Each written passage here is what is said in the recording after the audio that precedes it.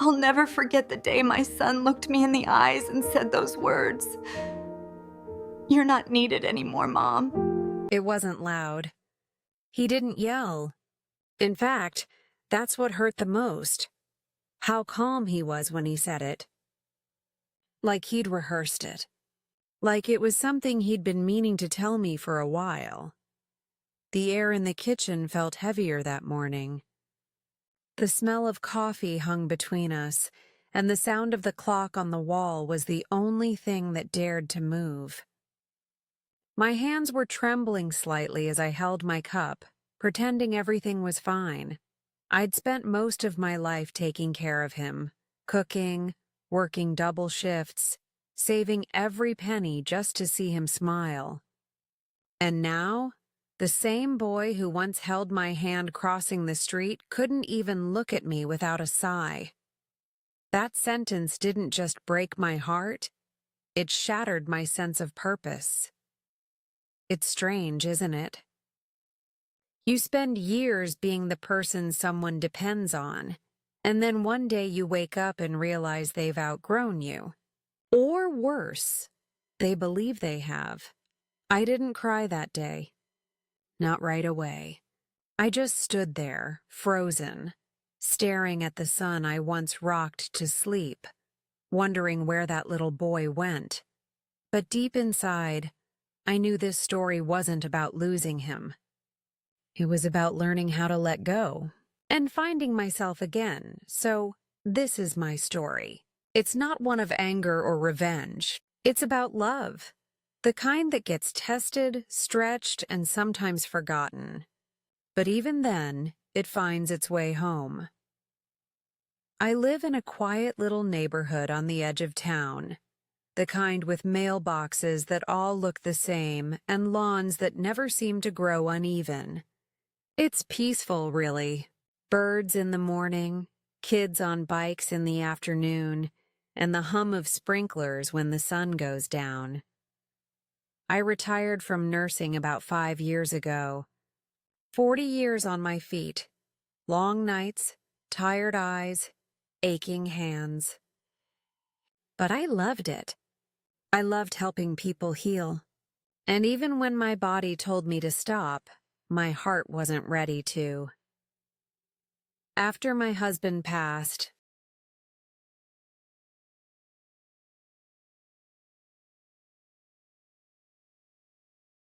If you've listened this far, thank you for being here.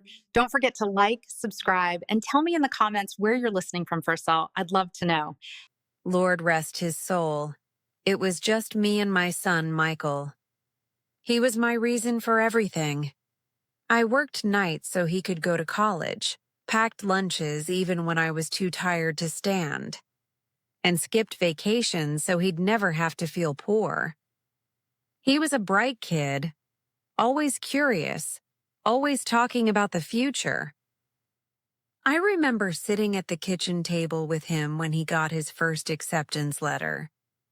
He was so excited, he dropped his glass of orange juice right onto the floor. We both laughed so hard I thought I'd burst. Years later, when he got married, I thought my heart would explode with pride. Her name was Jasmine, a sweet young woman with a sharp mind and a voice soft as a lullaby. I liked her immediately. She was kind, polite, always helping in the kitchen when she came over. I thought she'd be good for Michael. When they had their first child, my grandson Isaiah, I felt young again. Holding that baby, seeing my son become a father, it made everything I'd ever struggled through worth it. For a while, everything was fine. We were close. Sundays meant family dinner. Jasmine would bring her sweet potato casserole. Michael would tease me for over-seasoning everything, and Isaiah would run around the living room with his little toy trucks. But slowly, things began to change. It started with fewer visits, then fewer calls, then the visits that did happen felt different. Michael seemed distracted, tired, sometimes irritable.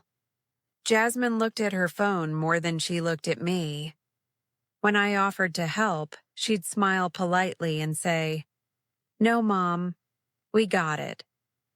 And then came the conversations about money, space, and boundaries. At first, I brushed it off. Kids these days like their independence, I told myself.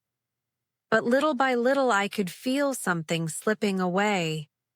The closeness, the laughter, the ease we once had. I kept trying, though. I'd cook for them, drop off groceries, babysit Isaiah whenever they needed. I didn't mind.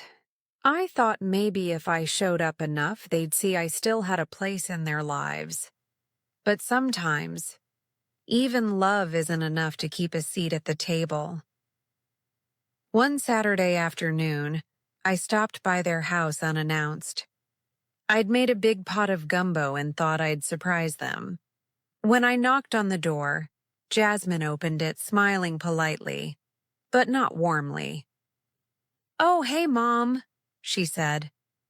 "You didn't tell us you were coming."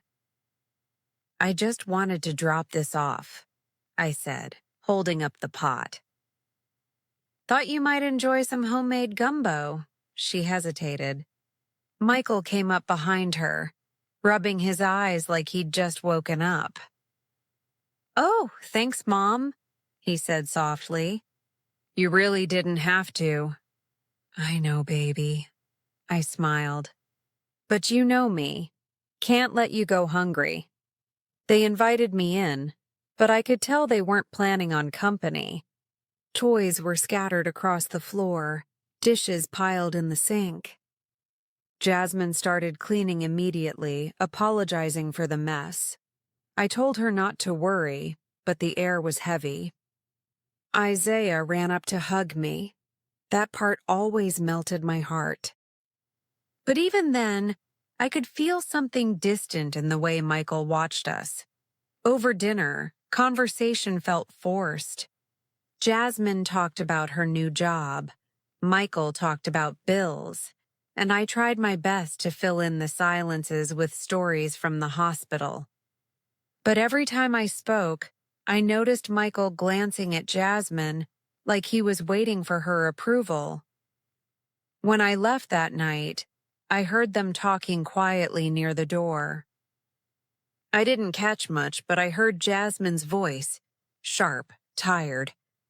"She can't just keep showing up like this," she said. Michael didn't respond. That night, I cried quietly into my pillow. Not because I was angry, but because I finally felt like an outsider in my own family. From then on, I waited to be invited. I stopped dropping by, stopped calling as often. Sometimes weeks would go by without a word. I'd scroll through my phone, wondering if I should text, but then I'd stop myself. I didn't want to bother anyone. Then one day, Michael called me. "Mom," he said, "Jasmine and I were thinking, maybe it'd be better if you moved in with us." I froze. "Moved in?" He said it so casually, but I could hear the exhaustion in his voice. "It's just you're getting older, and you shouldn't have to live alone. Plus, Isaiah would love having you around more." I wanted to cry. Finally, a chance to be close again. I packed my things within a week. At first, it was perfect. Isaiah would run into my room every morning, and I'd make breakfast for everyone. Jasmine and I would chat over coffee while Michael got ready for work. It felt like the old days again, but slowly the tone changed. Jasmine started making small comments about my cooking, my habits, even how I folded the laundry. "Mom, you don't have to do everything," she'd say, smiling, but with that edge in her voice. Or, Michael likes his food less salty now." Then came the quiet arguments behind closed doors. I could hear them sometimes, muffled, tense. "She means well," Michael would say. "I know," Jasmine would sigh, but she's everywhere.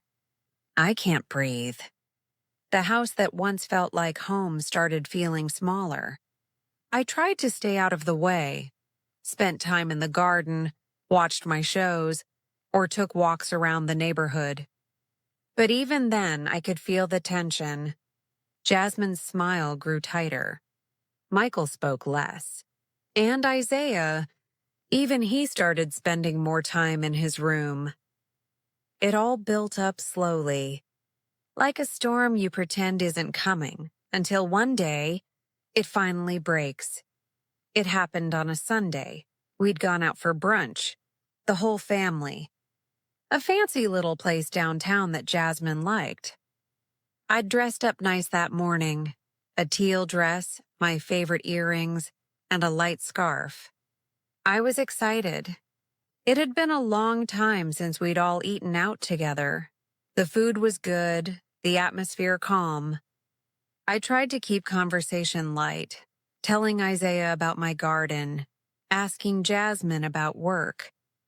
For a while, it almost felt normal. Then the check came. The waiter placed it between Michael and Jasmine, and before I could say anything, Jasmine slid it toward herself and glanced at it. She sighed quietly. "Wow, this is a lot," she said, half laughing. "Guess fancy brunch isn't cheap." I smiled and reached for my purse. "I can help," I said softly. "Let me pitch in." Before I could even unzip it, Jasmine spoke sharply. "Oh no, Mom, please, we've got it." Her voice was kind, but her eyes weren't. It wasn't about the bill, it was about something else. The air changed. Michael stayed silent, staring at his water glass. "I don't mind," I said again, trying to ease the tension. "It's just, Mom," Michael interrupted, his voice low but firm. "She said we got it." I froze. He didn't look at me, not once. His eyes stayed on the table. The waiter came back, took the card, and walked away. The silence between us was deafening. On the ride home, no one spoke. When we got back to the house, Jasmine took Isaiah upstairs, and Michael stood in the kitchen, arms crossed. "Mom," he said finally, "I think it's time we talked." I turned toward him, feeling my stomach drop. "About what, baby?" He took a deep breath. "About space." And that's when he said it. "You're not needed anymore, Mom." The words hung in the air like smoke. Not needed. Not loved. Not wanted. He said it so gently that for a second, I thought I'd imagined it, but I hadn't. He went on about how they needed privacy, how Jasmine felt uncomfortable, how I should enjoy my retirement, travel maybe. "You've done enough for us," he said. "It's time you did something for yourself." I nodded slowly, trying to hold on to some dignity. "I see," I whispered. I didn't argue. I didn't cry. Not there anyway. I just smiled faintly and said, "You're probably right." That night, I packed my things. I kissed Isaiah goodbye while he was asleep. And in the quiet of the next morning, I left. I moved back into my little house, the one I'd worked so hard to keep after my husband passed. At first, it felt empty. The silence was unbearable. I'd wake up expecting to hear Isaiah's laughter or the sound of Michael's car in the driveway. But there was nothing, just the hum of the refrigerator and the creak of the floorboards. Days turned into weeks, weeks into months. I busied myself with gardening, volunteering at the church, cooking for neighbors. I smiled when people asked how my son was doing. "He's busy," I'd say. But inside I felt something break. Not from anger, from loss. Then, one rainy afternoon, there was a knock on my door. It was Michael. He stood there soaked, eyes red. "Mom," he whispered, "can I come in?" We sat in silence for a while. Finally, he said, "I'm sorry." He told me things hadn't been good at home, that Jasmine had left for a while, that he'd been thinking about everything, about how he'd treated me. "I don't know what came over me," he said, tears welling up. "You gave me everything, and I pushed you away." I reached across the table, took his hand, and said softly, "You're my son, Michael. There's nothing you could do to make me stop loving you," he cried then. Really cried. The kind of tears that come from years of guilt. And in that moment, everything I'd held inside, all the hurt, all the loneliness, began to fade. We talked for hours that night. About life. About mistakes. About forgiveness. He promised to do better, and this time I believed him. It's been 2 years since that day. Michael visits every week now. Sometimes he brings Isaiah, who's growing taller by the minute. We sit on the porch, drink lemonade, and laugh about old times. Jasmine and I. We found peace too. Time has a funny way of softening edges. She apologized, and I forgave her. Life's too short to hold on to bitterness. I've learned something through it all. Love isn't always about being needed. Sometimes it's about stepping back and letting the people you raised find their own way. When Michael left that morning after apologizing, he hugged me so tight I thought I'd break. And when he whispered, "I'll always need you, Mom," I finally let the tears fall. Not because I was sad, but because I knew we'd both grown. If there's one thing I've learned in this life, it's this. Even when people forget your worth, you must never forget it yourself, because love, real love, always finds its way back home.